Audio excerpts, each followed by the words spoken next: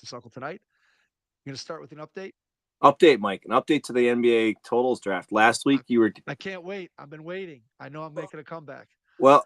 Last week you were down 20. And Mike, I'm gonna be honest with you. I think we both had a terrible week. I'm just gonna leave it at that because I did not have to add too much to a lot of our win totals, but somehow I gained 2 on you, and now I'm What? up 30. Oh no.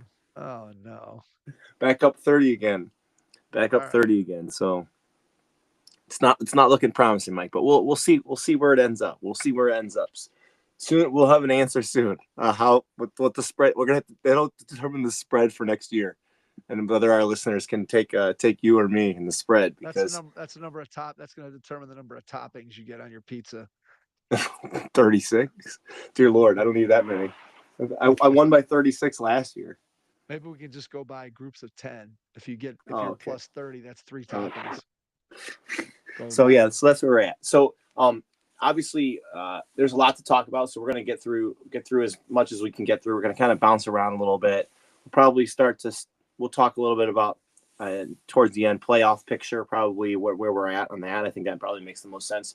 The first thing we're going to talk about is new news that came out tonight. Shams and Chris Haynes reporting that Dame Lillard has a blood clot in his right ankle, I believe, or low right leg, and is out indefinitely.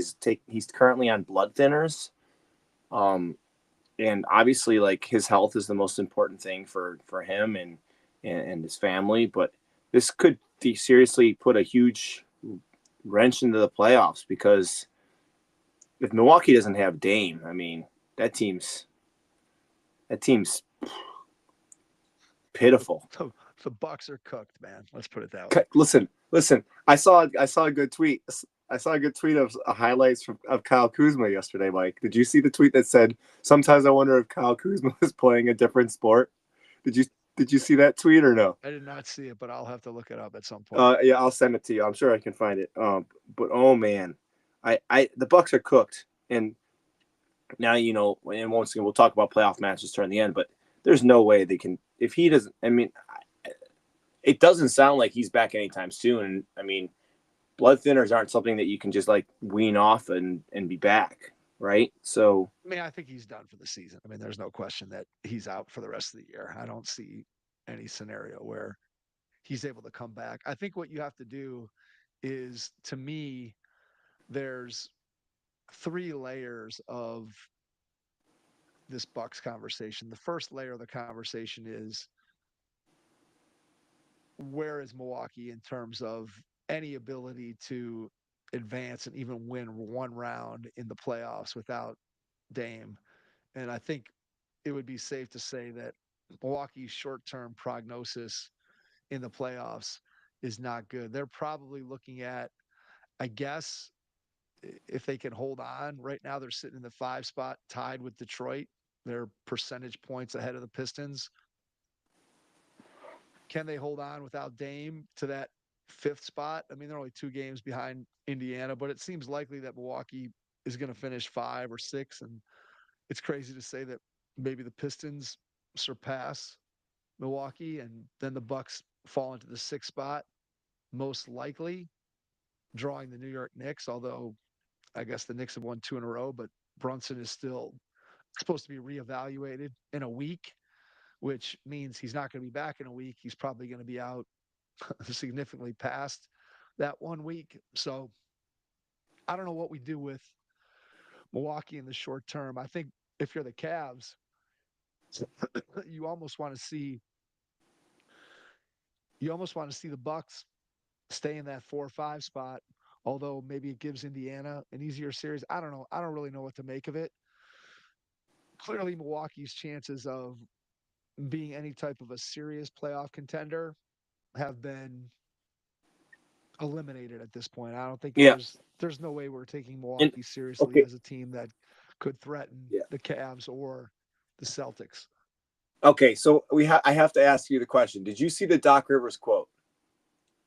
Yes. People like to give me nonsense about losing 3-1 leads, but they don't give me any credit for winning the 3 games. And I saw someone retweet that tweet, Mike, and say, "Man, I had a 4-leg parlay, and They didn't give me credit for winning the three legs of the parlay, but I didn't win the fourth one and win any money. They were equating that tweet to his quote to that. And I was like, come on, Doc, what are you talking about? Clown Town, Mike. Clown Yeah, Town. that was not a good quote from Doc Rivers. The more interesting question with Milwaukee to me is, what does this mean for Giannis long term in Milwaukee? I mean, at this point, Lillard, I think you can safely say that it hasn't worked out the way that Milwaukee anticipated that it might when they shipped out Drew Holiday and brought in Dame Lillard. And not that Lillard last year he was, I would say, subpar for Lillard. This year he's been a pretty reasonable a pretty reasonable um, facsimile of the best version of Dame Lillard, but it still doesn't feel like it's translated in the way that a lot of people thought it would. That the Dame Giannis pick and roll being unstoppable has never really materialized. And now you look at this team and Lillard, I believe he has 2 more years, if I'm not mistaken, left on his contract, and he's making $60 million a year. And there's really no path. Milwaukee's traded away all of its draft picks. There's really no real path for this team to be able to rebuild, restock, retool. And you got to wonder, at what point does Giannis look around and just say, this team, as it's constituted right now, there's just no way that we could ever build a championship team in time for me to continue to be in my prime. Does he have to ask out at some point? And I know in the past that he hasn't. I know that he's hinted at looking at what Milwaukee is doing and maybe possibly saying that in the future he might do that, but he has never done it. But he's 30 years old, and I just don't see. Are you gonna There's say really Father not. Time's coming for him, Mike?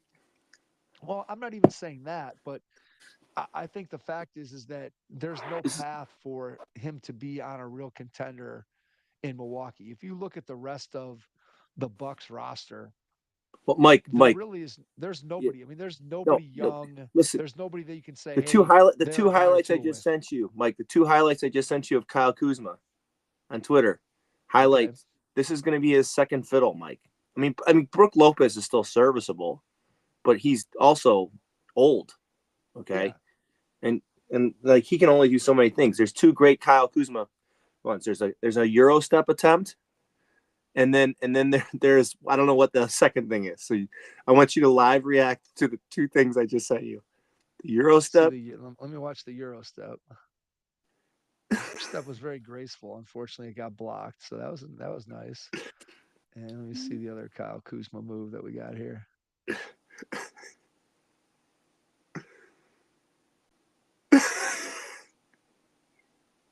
That would looked a little bit like the why am I drawing a blank on the why am I drawing a blank? Who's the big center from UConn that got drafted by the Pistons? We had him on the Cavs for a while.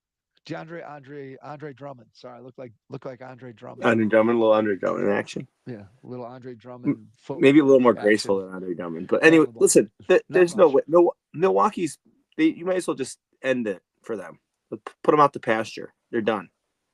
Okay, So, but the more interesting question is, does Giannis ask for a trade this summer? Is that where we're headed? I think it has to be. I just don't see there's no path to this roster becoming a championship roster. There just isn't. And I, I I feel bad for Giannis in a sense of he's had the two bad breaks in terms of injury during the last two playoff runs.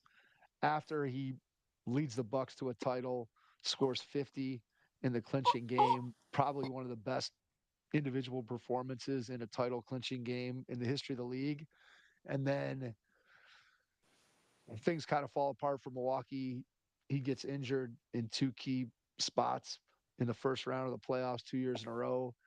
And now with Dame Lillard out with this blood clot, and as you said, who knows what it means for his long-term health? And obviously, it's certainly a possibility he's able to come back full strength and be fine. There's also a possibility that it could go in a different direction, and he's never able to return to form. And even if he comes back and he's at full strength, he's still another year older. He still is a huge liability on the defensive end of the floor. Brooke Lopez is another year older. I don't know how effective he could be. And like I said, I just look at their roster, and there's really nobody that is a young player that you could say, hey, this guy, we can build around Giannis and this guy as he develops. There just is nobody on the Bucks roster that fits that description. And so I think when we start thinking about what's going to happen in the summer, I think we have to start seriously considering the idea that Giannis is going to be on the trade block, and Milwaukee is going to have to reset, reload, do a trade where they get back maybe a young player or two, but certainly get back some draft capital because they've mortgaged pretty much everything they have in the draft for years and years and years to try to put a contending team around Giannis. And at this point, I could say that the ship has sailed on this particular version of the roster, and I just don't know how you get out of it without trading away Giannis. There's no way. Dame has Yeah. no market at this point, and there's really nothing else on the roster that anybody would want, or at least that anybody would want that would bring back any kind of return that would make a significant difference in the Bucks' ability to contend for a title. So as much as I hate to say it, I think if you're Giannis, you have to look really long and hard at, do I ask out and ask for a trade this summer to try to get myself to a contending team? And I got to put the odds pretty high that that's what's going to happen. New York, No, Phoenix, Kevin Durant for Giannis. No, they don't have any assets. I mean, I'd have to really start looking at it and thinking about who has the space, who has. I think I predicted The Lakers, LeBron, Luka, and Giannis. Trade everyone else. Oklahoma City. Trade everyone else off the Lakers, and they just play with three players: Luka, LeBron, and Giannis. Can you do that? Milwaukee. If Milwaukee's going to trade Giannis, you're looking at obviously a complete rebuild. So you're going to want New Orleans assets and young players. New Orleans. The thing with New Orleans, I mean, New Orleans has some of that draft capital left. Package Zion in there. A Zion for Giannis trade wouldn't be the worst thing. I mean, Zion wouldn't have the nightlife situation in Milwaukee's probably not as big, right? And probably not the same. Look, he would have to go, if you were going to trade him, he would have to go somewhere where they could get a rather large haul of draft picks back from the team that he got traded for, team that he was traded to. Oklahoma City fits that bill, right? Because they got so many. Yeah, and that would be a scary proposition to add Giannis. Like, I guess what I'm saying is they could probably add Giannis to their core and not have to give up guys that are part of their rotation, or maybe they have to give up one rotation guy to bring Giannis in and slot him into that lineup. But it would have to be a team like that has a lot of draft capital. So we'd have to look at it a little bit more closely. But off the top of my head, I know whenever we did that, where are these guys going to end up? I know at some point I said Oklahoma City for Giannis, and I don't think he's going to. You're trying to will it in. I don't want that to happen. Please have that happen. No, I don't want it to happen either. We do not want that to happen. Although it would be kind of funny because it would be like the opposite of the Kevin Durant thing, a star coming there. So, but anyways. All right. Well, speaking of Kevin Durant, Mike, I guess that's where I'm going to go next. And I didn't really prep you on this, but did you see the reports today? No. There's rumors that Kevin Durant to Boston's a real thing. In the summer? Yeah.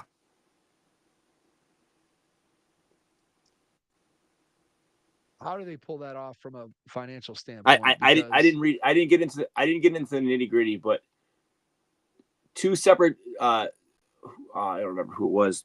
Uh, someone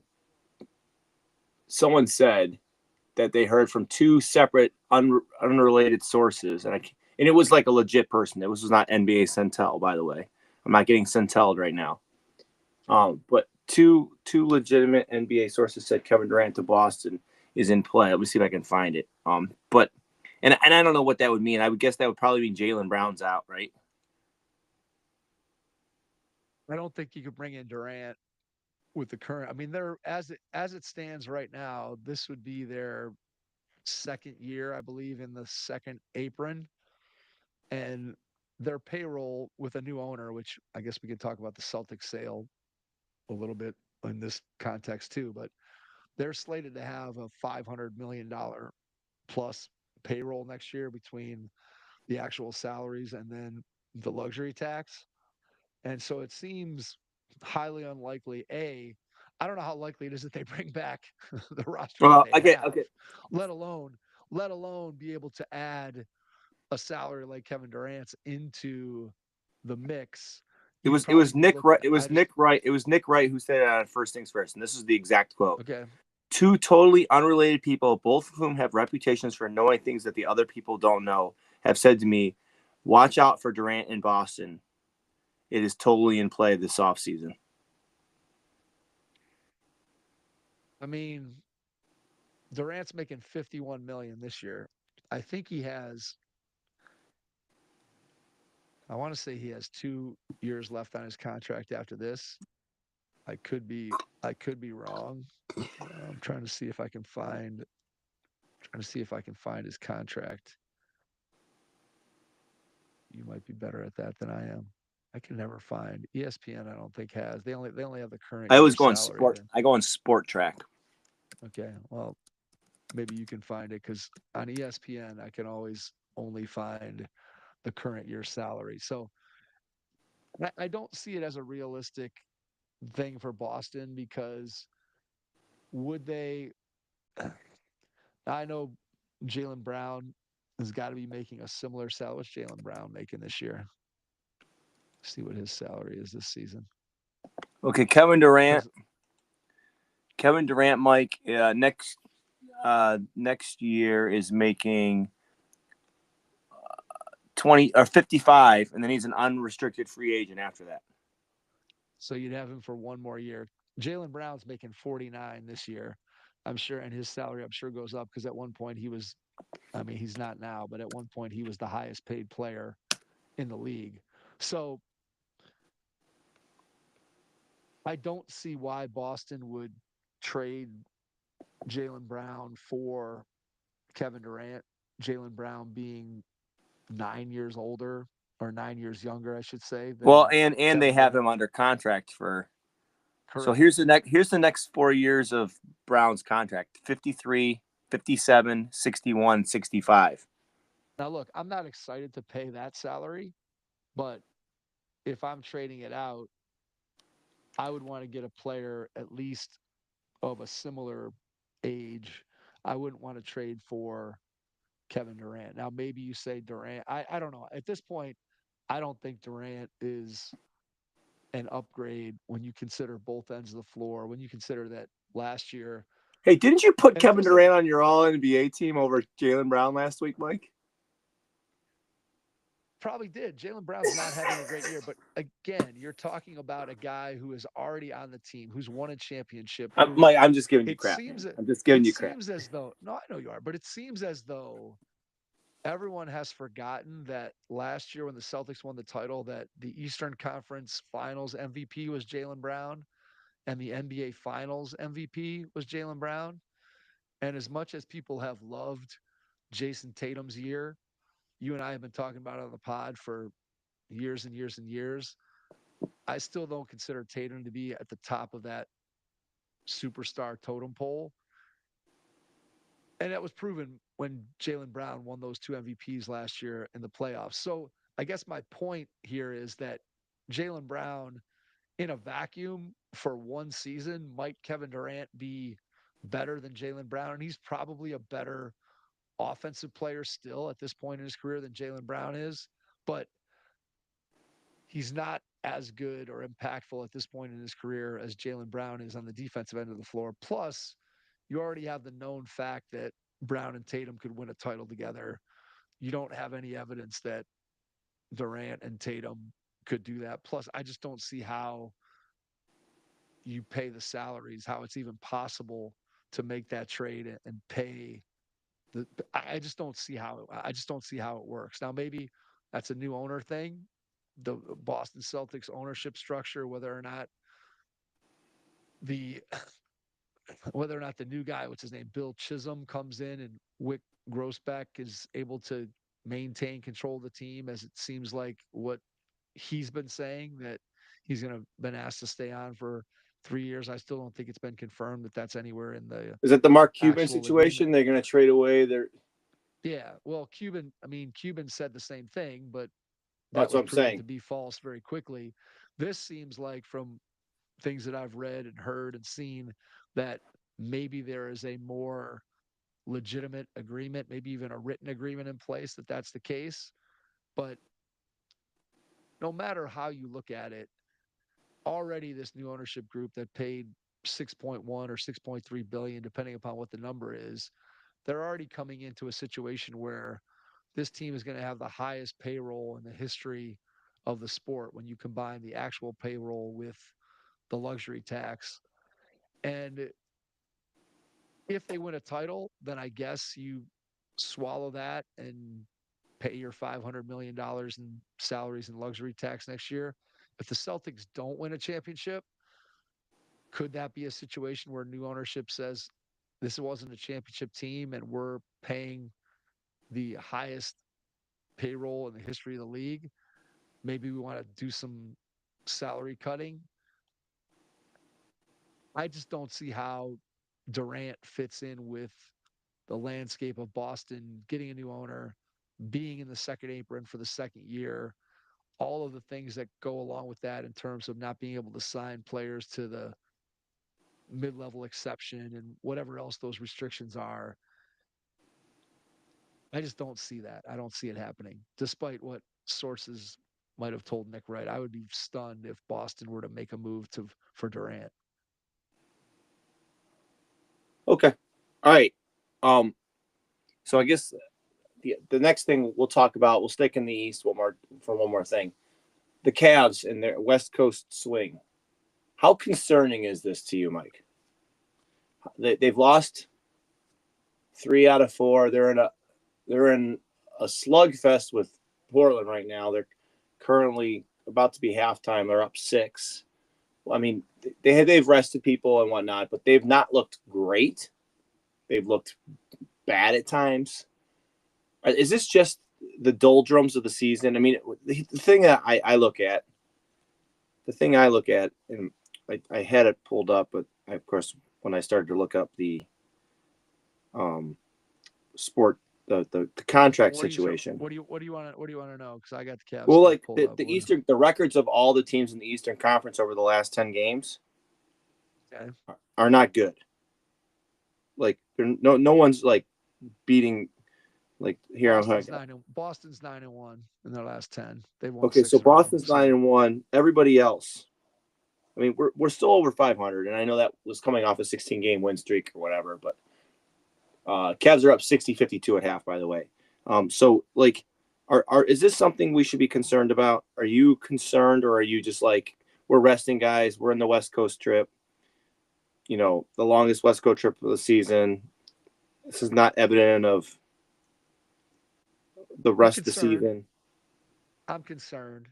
I'll tell you why I'm concerned.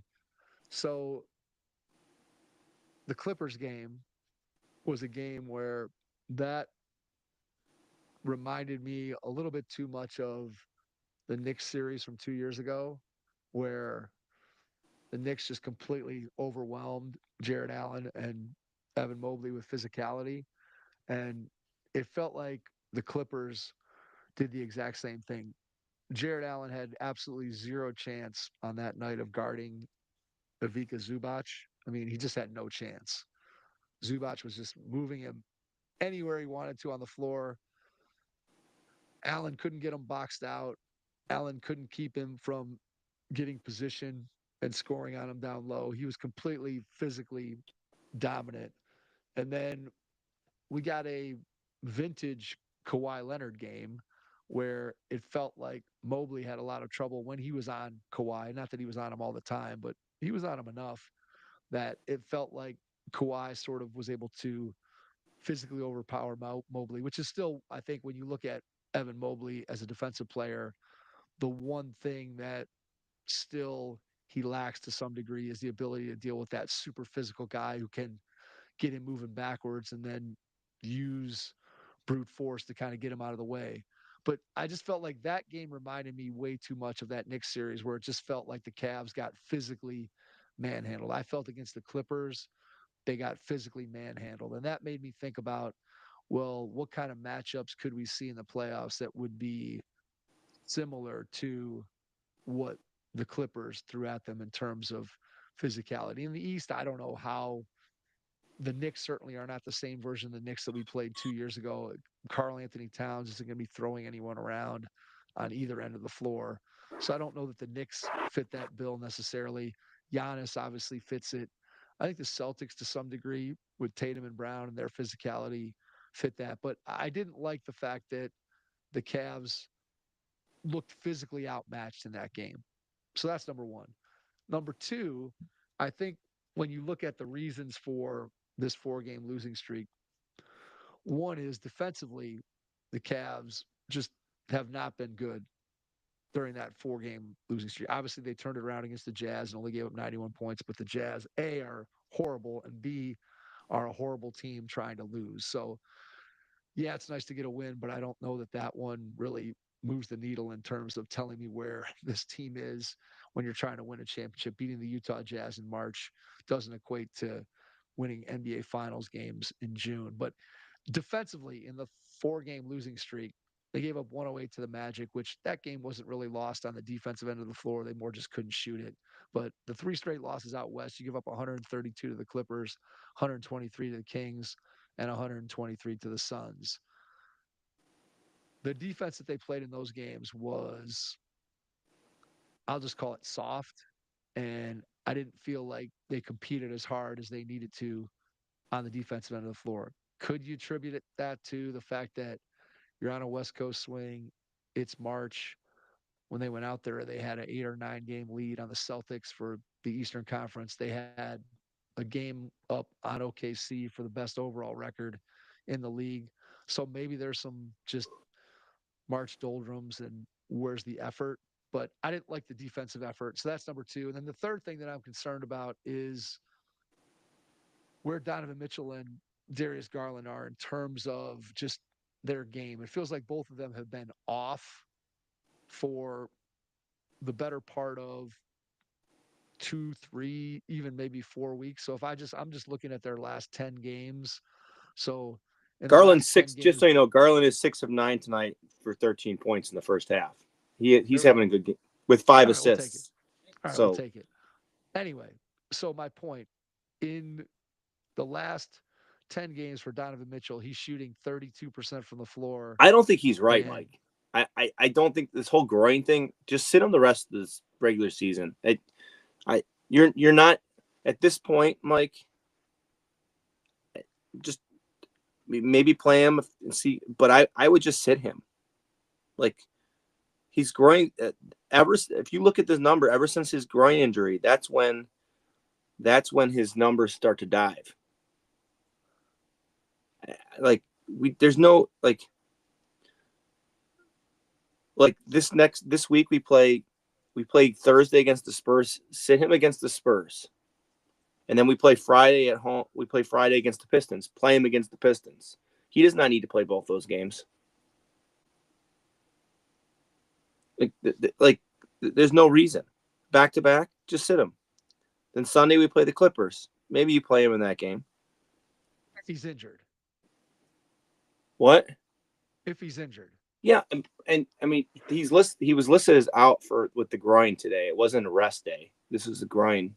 I'm just telling you, I wouldn't sit here and play around with this, like, because that's what happened last year. They played him in those. Look, if he's injured, then sit him. If he's not injured, I think he should be playing. Okay.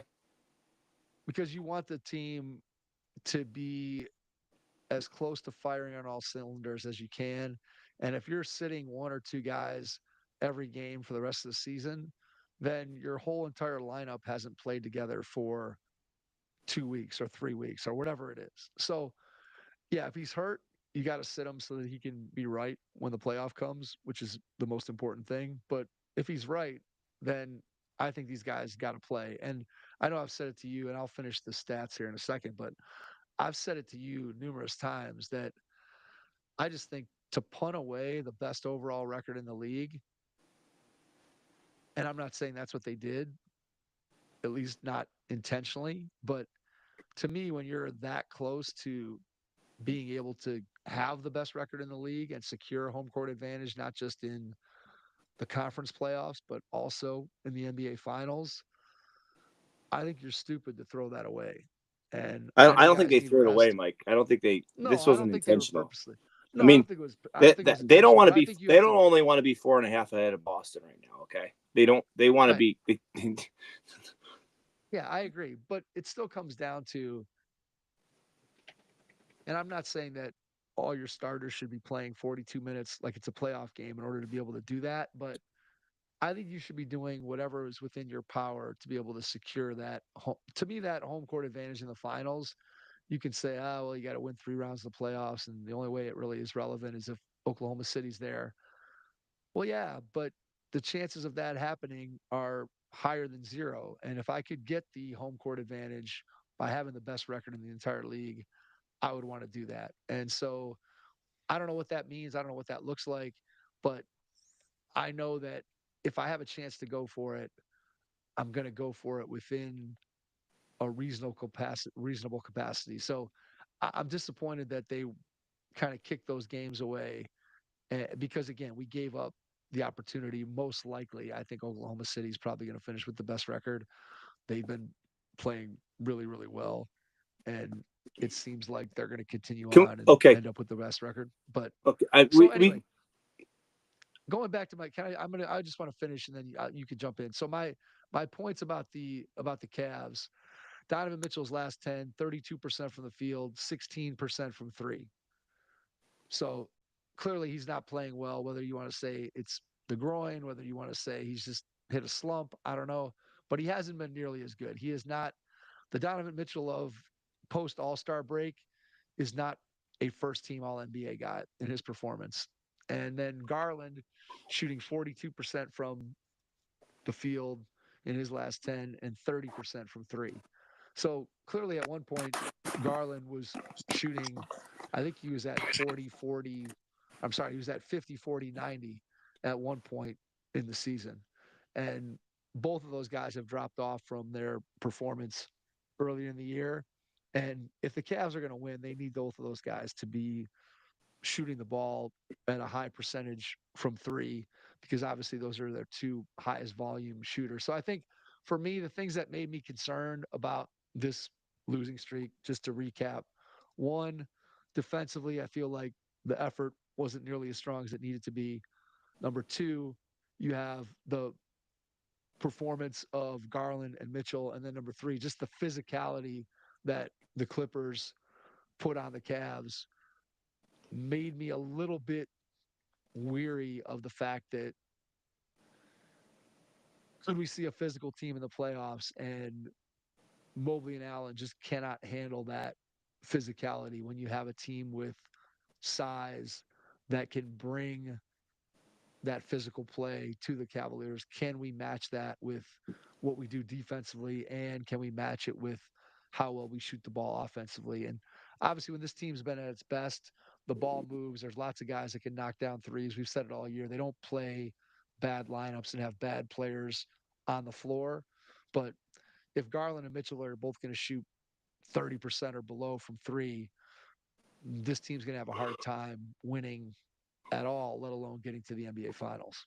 Yeah, I agree with a lot of what you said. I'm not as concerned with you because I really think, like, I'm not saying they punted. I don't think they did punt, but I think they're just at this point trying to make sure everybody's healthy and not playing them a lot. And they've been doing this minute management all year, and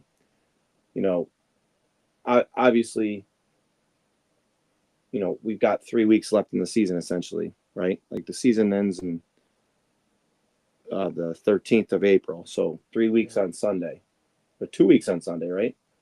So we got 2.5 weeks left in the season. So we'll just have to see what happens. I think they got to be smart. The only other thing I want to address with the Cavs, you see this nonsense that somehow Draymond Green is the new favorite to win the Defensive Player of the Year after he talked about himself on the podcast. Did you see this? No. Like, Sportsbook's completely flipped, and he was the Defensive Player of the Year. I retweeted a good tweet for tonight, for his stat line tonight. I know it's one game. He played. They lost by 26. Draymond Green played 23 minutes. He had 2 points, 5 rebounds, 3 assists, 0 blocks, 0 steals, and was a negative 23. Saying that doesn't help his case. I don't think so. I don't think that helps. Mobley has 3 blocks tonight, by the way, already at halftime. Well, I think the problem is that the Defensive Player of the Year got hurt, out with his own blood clot, and now you're kind of scrambling for who's the next viable candidate. I still won't be surprised if Mobley wins it. Maybe Draymond somehow crawls back in and gets back into contention for the Defensive Player of the Year, which for him, it felt like that ship had sailed a couple of years ago. Throughout the entire season, Mobley's been tremendous defensively. The Cavs, as a unit, are nowhere near as effective without Evan Mobley back there anchoring what they do with his presence at the rim and his ability to step out on the floor and guard perimeter guys. There were a couple of bad highlights for Mobley over this West Coast trip. There was the Harden step back crossover when he blew by Mobley, and then there were a couple of times where Kawhi kind of bullied him, and I think that I don't know if it's negative publicity, but those negative highlights I think weighed on some people's minds in terms of, if this guy's the Defensive Player of the Year, how's he being made to look that foolish or that weak on those particular highlights? You and I have the good fortune of being able to watch lots of Evan Mobley here in Cleveland, and I think we know how valuable he is to the Cleveland Cavaliers. I do not think that Draymond Green is the Defensive Player of the Year. You could probably make a case that it's not Evan Mobley. Like I said, it's probably Victor Wembanyama, even though he played less than the requisite 65 games. And we didn't have that rule. I'm not so sure he wouldn't win it anyway. But to me, I think Mobley probably is still at the top of the class, but you never know. Yeah. Okay. I'm glad we agree on that one. All right. So any other big news items that we need to talk about, or should we just kind of start looking at the plans and the 4, 5, 6 spots? Start jumping around. Throw me something that you think is interesting. Well, I think it's interesting that if you look at the Eastern Conference, I think we're pretty set on who's 3 through 6. Like we're pretty set on the 4 teams that are going to be 3 through 6. We're pretty set on the 4 teams that are going to be in the play-in. But I think it's pretty safe to say that we have no idea what those orders are going to be, right? Like, I think New York probably is going to stay in the 3, but the 4, 5, 6 in the East is completely.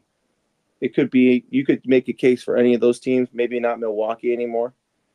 And then the play-in, more than likely, I mean, Toronto's not officially eliminated, but they basically are. I mean, so you basically have the 4 play-in teams are pretty locked in to being in the play-in. It's just going to be, is Chicago going to continue to play well? Are they going to have a chance to catch Orlando? Although both teams have won 3 in a row. Miami's won 2 in a row. I mean, these 4 teams are pretty locked in. So I think if you look at the Eastern Conference, that's pretty locked in. In the Western Conference, you got essentially 5 teams fighting for the 4 through 8 spot, and you could make an argument that any of those teams are going to be in anywhere in those 4 through 8. I mean, I have a hard time believing the Lakers are going to drop into the play-in of all those teams. But I think if you looked at any of the other teams, I would not be surprised if any of the other teams dropped in. I mean, look at the records of the streaks for the teams in the West. Like the fourth seed Lakers have lost three in a row. Memphis, the fifth seed, have lost three in a row. Golden State has lost two in a row. The Clippers have lost one game. Minnesota has lost one game, and Sacramento has lost three in a row. Like those are the teams in the West. And then you got Phoenix, who all of a sudden are rising from the ashes of the disasterness, and they've won four in a row. And Dallas is out, which Anthony Davis comes back um, and plays, right? Yeah, that's pretty. I didn't think there was any Yeah, chance I we were going to get. see I that. guess. I guess. I mean, if he comes back, I still think Phoenix probably stays Well, he is back. in He that 10 played. spot now. Oh, he played already. He played yesterday, and they lost. Okay. All right. Well, there you go. He had a good game too. I think he played. I mean, so It's a, I just I think could it. tell. I think it's I just think it's interesting that like the Eastern Conference, we pretty much know who's in the playoffs slash the play in. In the Western Conference, it's like the Wild West, and we don't know. I mean, there's going to be teams that are going to, obviously, we have maybe. I mean, I guess you could make an argument. There's 12 teams fighting for the 10 spots, whereas in the East, it's pretty locked up at this point. All right. Let's go to the East first, and let's look at the East from this perspective.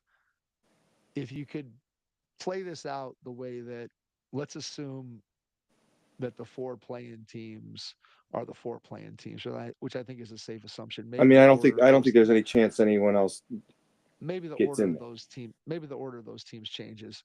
So if you could have it finish out any way that you wanted it to benefit the Cleveland Cavaliers, what's the best way for the play in to play out so that who becomes the 7 and 8 seed in an ideal Well, world for the I mean, Cavs? if we're the one seed, which I it's not as locked in, but I feel like it's going to happen. If we're the one seed, okay, if we are the one seed, I want I want Chicago to somehow win the 9-10 game and then play them. Chicago's 8-2 in their last 10, buddy. I mean, Keep going. I get Keep you going. commit. Keep going. I'm Listen, not gonna I'm not gonna argue with you. Keep going. I want to hear I, what I else would you have take to say. Keep Chicago or going. Miami. Those are the two teams that I would want. And right now, only Okay. one of them is possible. So the winner of that game, I want them to beat the winner of the other game. I mean, I don't want anything to do with Orlando. I don't like it's that's the dumbest thing I've ever said probably, or one of the dumbest No, I things. But agree. I couldn't agree more. like I I want don't want to Orlando deal to with win that Orlando. first game, and then give me any of the other three teams. Yeah, I agree. I want I mean, Orlando to play if I have to Boston. worry about George Niang beating the Cavs and Karis LeVert beating the Cavs, I come on. Then there's nothing. I agree. I want Orlando to finish seventh and play the Boston Celtics in the first round, which I think Boston wins that series, but Orlando plays good defense, is physical, has two guys who in any given game potentially can put up 40 points and would make for a tough series. I think Orlando would be a tough series for the Cavs. I think it would be a tough series for Boston. Now, whether that means the series is going to go 7 games, I don't know if I'd say that, but I think Orlando would make both Boston and Cleveland work a little bit. Whereas I agree with you that I think any of those other three teams, the Cavs would be more than happy to play any one of them. I guess if I was picking one of those teams, I'd probably pick the Heat just because it feels like they've been, I don't know, it feels like the Bucks or the sorry, it feels like the Bulls could be a hungry team that would just keep on competing. It feels like Atlanta could be sort of the same thing, that they got a lot of young guys. Trey's trying to prove himself. Whereas Miami, it feels like they have guys in their team that have played in the NBA finals that usually you could say, well, those guys have experience. They know what it takes. I look at it the other way where they're saying, man, we were the 10th seed, and somehow we snuck in the playoffs, and now we're playing the number 1 seed, and we know we don't really have much of a chance to advance. And maybe it's the opposite of Heat culture. So I guess I'd probably most like to play the Heat out of any of those teams. Okay. Besides, I don't want to play Orlando, I guess is my point there. I want to Anyone but see Orlando, which means we'll probably get Orlando. All right. right, So, which probably means um, th- and then then go up in the upper half of the Eastern Conference. How do you want the who do you want in the 4 or 5 so that the any of those teams, I'm not worried about any of those teams. which team are we still where we would Indiana, most like to Indiana would probably be the team out of the three that I would want to play least. Yeah, I agree at this point for sure. I think Milwaukee, I would have said, I think we did say last week that we probably would have preferred to avoid Milwaukee. Now without Lillard, you're basically looking at a one-man team. And as good as Giannis is, I'm not really afraid of the Bucks as a one-man team. I'm not really afraid of Detroit as good as they've played. Indiana, I don't think I'm afraid of Indiana, but Indiana could make things interesting. They're obviously experienced from last year, and they have I don't think they can match defensively what the Cavs are able to do. And I think that over the course of a 7-game series, the Cavs would be able to take care of business. But I do think Indiana would have the capability in the second round of giving the Cavs a challenge. Is there any scenario, and I'm not saying that this is likely to happen, would you rather see the Knicks than any of those other 4 teams, or would you rather, or any of No, those other 3 teams? no, No, no, no. Okay. no. I want the Knicks to play Boston anyway. So Yeah, I think what we're looking at most likely as the playoffs shake out, I think you're looking at a Cavs, Pacers, Knicks, Celtics second round series in the Eastern Conference more than likely. I don't see how Milwaukee without Giannis is able to win a first round playoff series. you mean And Dame without Dame? They have without Giannis. Dame, sorry. Now, Without now sorry. Giannis could also get hurt. Yeah, that could be true. And I think the Knicks Pistons series would be a fun, old school, physical, Oh, I know who I'm brutal. rooting for in that series. Who you rooting I'm for in that series? I'm rooting for Detroit, baby. Well, but who's going to give Boston the better second round series? I think that's what you're looking for. I guess I that's don't. right. I guess that's Right. true, but You might want Detroit in a vacuum. You might want Detroit to beat the Knicks, but the well, we're reality rooting is you for want Orlando to the beat Boston. That'll be. right there. You go. You want the tough, but you want the tough. You want Boston to have to go through the toughest opponents that they can in order to get to the Cavaliers. And I don't I know. I think the easiest route for the Cavs would be not Orlando in the first round, then not either Indiana. Milwaukee, either Milwaukee or Detroit in the second round, and then whatever. Then you get Boston. If you want Boston to have the hardest road, I think you want them to play Orlando, and then play either the Knicks or the Pacers. I think in round 2, depending on how the bracket plays out. So most likely New York. So that's what I would. Okay. That's what So I would vote now for. we'll talk about the Western Conference, Yep, let's and do it. I guess we'll go from the same perspective. If I'm Oklahoma City, and we're gonna just do it this way, Mike. If I'm Oklahoma City, of the 4 through 10 teams, because that's where I kind of have to cut the list off. Of the 4 through 10 teams, who's the team I want to play in the first round? It's clear, right? Sacramento, right? Yeah, absolutely. I don't Okay. think there's any doubt it's Sacramento. And Sacramento can obviously score when you put DeRozan out there, when you have Levine out there, when you have Sabonis. They're still Sacramento a very good offensive team. Malik Monk, they can't really defend. They can score, but if you look at the other options, you're looking at a Clippers team where, despite the fact that they have James Harden, if Kawhi is anywhere even functional and on the floor, the Clippers would not be a fun team to play.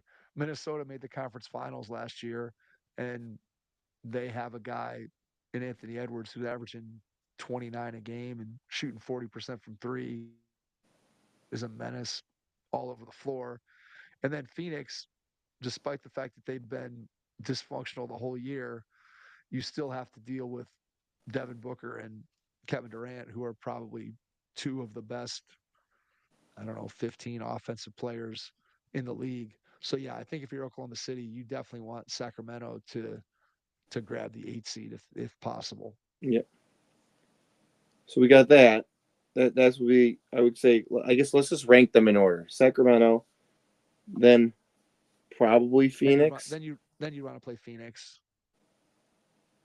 Then I'd want to play the Clippers because of the James Harden factor and the Kawhi injury potential factor.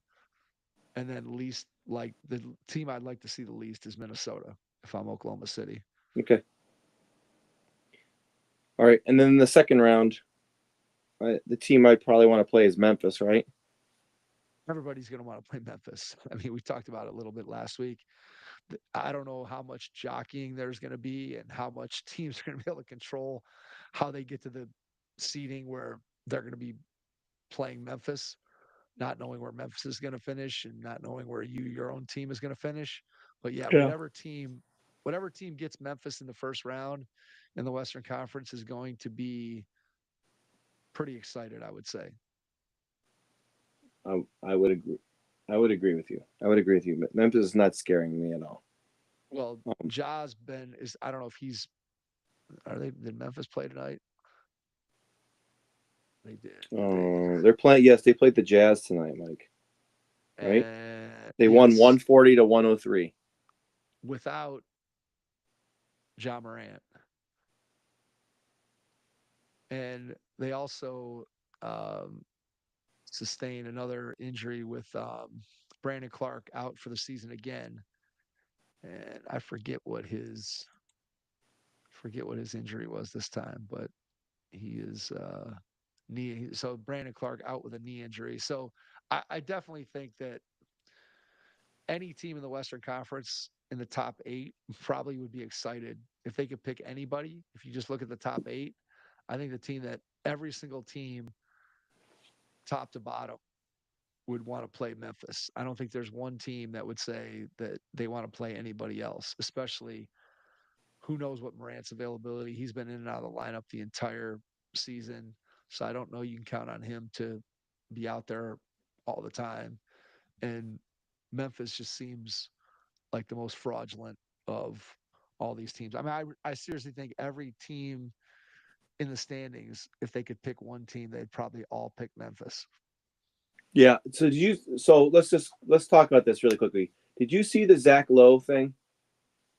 He tweeted out if they were to seed by 16, he wants them. If they were to seed they wouldn't seed them by record because that wouldn't be because if they seeded and won by 16, the Cavs would be playing. I think they would start off with Sacramento as their team. I think it was Zach Lowe who tweeted this out. But if they did it where the one seeds in each conference got to get the best seed teams got to pick who their first round opponent was, and it could be anyone in the playoffs. So you do it more like Ohio high school basketball, where if I'm the one seed, I can pick sort of where I go. I can pick my opponent. Yeah, what do you think of that, Mike? Well, it wasn't Zach Lowe. I don't know who it was then. Who was it? Maybe it was Kevin O'Connor. Hold on. I just go through my former. That sounds more like a Kevin O'Connor idea. Yeah, I'm not a fan of Cavs. Here's what he wrote. I'm not a fan of Cavs win the 60-plus games and have the reward as a cross-country road trip in round 1. Not fair. The real improvement. Allow top 3 playoff seeds to choose their first-round opponent from the 5 to 8 seeds. A playoff draft. Incentivize teams to win for high seeds. Creates drama and rivalries. What do you think, Mike? So within the conference you're talking about? No. They could pick anyone in the 5 through 8 seeds. I don't think it says in either conference. I think you could pick in either conference. Well, the Cavs are going to pick somebody in the East, right? I mean, Well, you're not if I was Oklahoma City, I would pick someone in the East. correct. That's what I'm saying. Yeah, And then the Oklahoma two City seeds, would. then the two seeds would get to pick the next one, Okay. right? All right. All I right. think So that's let's. interesting. All right. So you want to do? You want to just do that? Yeah, let's do it. All right. Let's do that. Do you So want to? you Do you want. want Let's go. So let's go. Let's go through the. Well, I guess we got to go. Well, we got to go in order by record. So you want the first pick or you want the second pick? I'll take this. I'll take whatever pick you want to give me, Mike. All right, I'll take Oklahoma City and then you can pick for the Cavs, and then Okay. we'll just alternate. We'll just alternate from there. So I'm pulling up the league standings so I know where we sit. All right, so if I'm Oklahoma City and I could pick anybody uh, in the 5 through 8, I am going to. I'm going to select the. I'm going to play. Oh man, I'm going to play the Miami Heat. Are they in the 8th spot right now? They're in the 10. Okay, so you're gonna. I I You was just want to going just with the go? top. That All just right, all right. cut it You off just at go the with the 8. top 8. Okay. Yeah. All right, top 8. So I'm going to take the Atlanta Hawks. Yeah. Okay, that's where I would have gone. Okay. With my pick, um, oof. Um,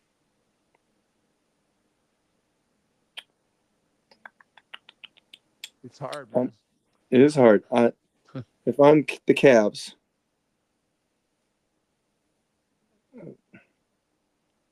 I know I just talked about how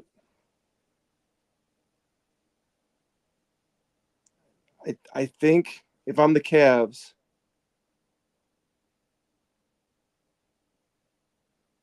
I'm gonna take Sacramento, I guess, right? Sacramento.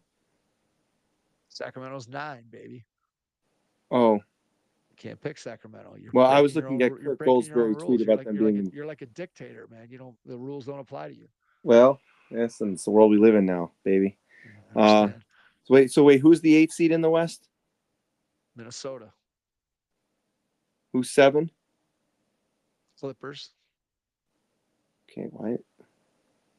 Oh, this was straight seeding. So I'm miss. Who's the other? Who's the 7th seed in the Eastern Conference? Because that's what I'm missing. Atlanta. Oh, who's 8? Oh, that's I'll take that team. I took Atlanta. No, I'm taking the 8th seed in the East. Orlando. Whoever. So you want the Cavs, Orlando? Well, I'm gonna be forced to take Orlando because I can't Okay. take Memphis, the 3 seed. I can't take Memphis, so I'm gonna take Orlando. All right. So now I'm drafting for the Boston Boston. Celtics. The Boston Celtics are going to play the LA Clippers. Okay. I'm choosing for the Houston Rockets. Well, let's see. Yes, you are. Houston Rockets. Now, are they still picking 5? They're picking from the 5 through 8 seeds, right? So, Yep. um, I'm gonna take Detroit. Oh, actually, you know what? I'm gonna take Milwaukee because Okay. Dame All Lillard, right. under the guys that Dame Lillard is out. Okay. You're picking for the Next, Knickerbockers. I'm picking for the New York Knicks. Ooh. The New York Knicks. You pick the Bucks. The New York Yeah. Knicks are going to play. The New York Knicks are going to play the Detroit Pistons. Okay. So that leaves me with the Denver Nuggets. Oh, Denver Nuggets don't give a crap who they're playing. They're playing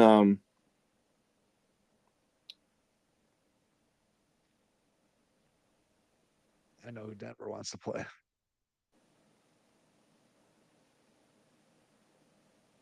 I'm gonna take the Golden State Warriors. Yep, exactly. Next up will be the. Well, you're just left with whoever you're left with, right? At this point. Next up would be Memphis. Oh, Memphis. Right. Yeah, Memphis. So And you have I Indiana, still have a. Indiana, the Well, Lakers. Indiana's fourth, and Indiana's fourth, so Indiana has to pick. So I either have the Lakers or the Timberwolves. So I'm going to take the Timberwolves. Yeah, that's what I would say. Indiana Lakers, baby. Oh yeah, Lakers are getting through the first round, baby. There we go. It would be fun from a drafting standpoint to see just what teams picked, who they picked, and then obviously we would never know for sure why they picked, but it would be interesting speculation both before the draft of teams and then after, talking about, well, why did we think this team picked that team, and what was it about the matchup, or what were they afraid of with this team, or what made team X a good matchup versus a bad matchup for a particular team. So I think that's interesting. I don't think it'll ever happen. Again, part of that is the travel, part of it is just the imbalanced schedule. At some point, if the league expands to 32 teams, which seems like it's probably on the horizon here at some point, that maybe they go to a more balanced schedule, and maybe then you start talking about the top 16 teams regardless of conference. But I still think that's probably a pretty radical move that I'm not sure the league's ever going to go that direction. I think that I would be kind of surprised if they went away from the conference setup, but Yeah, who knows? yeah. All right, Mike. Anything else, or are we good here? You I'm trying to think if there was anything else specifically about any of well, these teams that I wanted to I'm. hit You know on. what? I'm going to say this. I'm going to say this. I What's don't. that? What's your opinion of Pat McAfee? Are you a Pat McAfee guy, or are you not a big fan of Pat McAfee? I couldn't tell you anything about Pat McAfee, so I got nothing. Okay, well, I got no opinion. they recorded something. Him and LeBron recorded something today that's going to air tomorrow. They talked for Okay. an hour and 15 minutes. Okay. I'm kind of interested to watch that. Okay. So, um, and he's calling it the LeBron versation. Okay. All right. So Well, we'll see what happens. I'm sure LeBron had a lot of good things to say. yeah, I'm interested. So, but We shall I don't. see. We shall see. Ty Jerome has 20 points tonight, Mike. Ty Jerome has got a pretty good case, I'd say, for being the sixth man of the year. I don't know if he'll get it, but he certainly has a deserving case. He's been, I think, way better than any Cavs fan had any right to believe that he was going to be. He's been probably one of the best players, certainly off the bench in the entire league, and he's been a difference maker in a lot of games for the Cavs this season. So, whether we'll, I'll be curious to see if he can keep that going into the playoffs and be as impactful as a playoff performer as he's been in the regular season. Because clearly in the regular season, he's been a very, very important part of what they've been able to do. So we'll see when the playoffs come around if he Oh, can. 23 points. He just controlled the three. All right. Good There you job. go. There you go. There it is. All right, So, we will see the end of this game and probably yep, share some text while you're editing the episode and there it is. see what happens, Mike. All right. So next week will be one more week closer to the NBA playoffs, which is at this point, I think what all of us here in Cleveland and probably people all around the league are aiming for, pointing for, unless you're in the Cooper Flags sweepstakes at the back end You're of just hoping he your stays respective healthy conference. at this point. There you go. I guess that's probably true. You don't want to see him go down with another ankle injury and Duke still alive in the first two rounds of March Madness, which we didn't talk at all about, but all blue bloods in the Sweet 16, all Power 5 or Power 4, however many conferences are left. No Cinderellas in the Sweet 16 this year, all big time power schools, which I've heard it debated back and forth as to whether or not the portal and NIL, there's been a lot of anti portal tweeting today. The fact that the portal is open and there's already 600 700, some got, says 700, it's up to 700, 700, and the season isn't even over. And the fact that you have 700 players in the portal, I mean, the cat's out of the bag. I don't know how we put it back in. I've seen lots of different ideas floated around there. It's a discussion definitely for another day. But Well, man, Mike, the other thing saw was that viewership is up over the Which last. is interesting. Yeah, which is interesting to me. I wonder. Is it because it's all Power 5 teams and they're all people that are like more people are turning in? But I wouldn't think that it would really affect anything because everybody loves a good Cinderella story. So like, I would think that people love upsets to me. Yeah. I mean, eventually when you get to the Final Four, people want to see North Carolina and Kentucky and Duke and Kansas and those kinds of teams in the Final Four. They don't want to see party crashers of teams with East, West, North. Nobody wants to see those teams typically in the finals.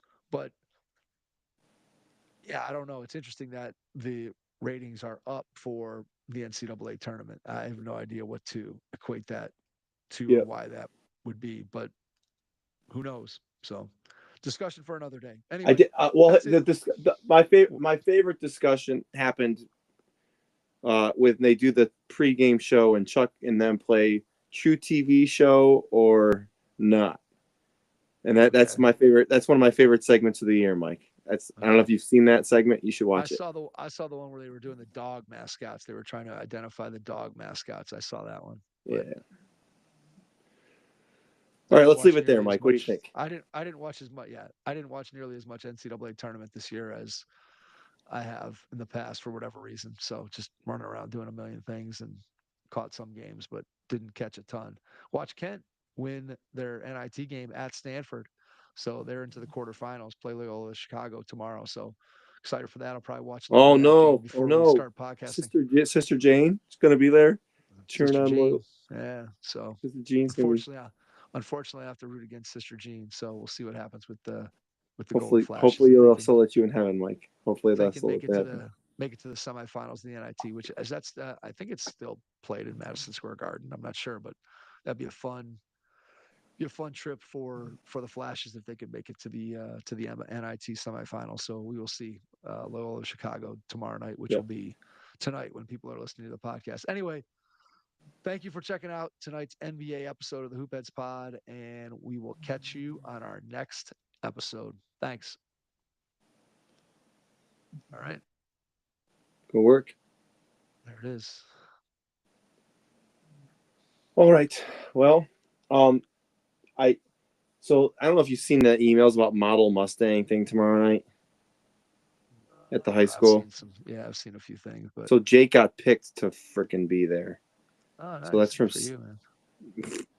But I think I don't Congratulations. know. I don't even know if that means like what I don't even.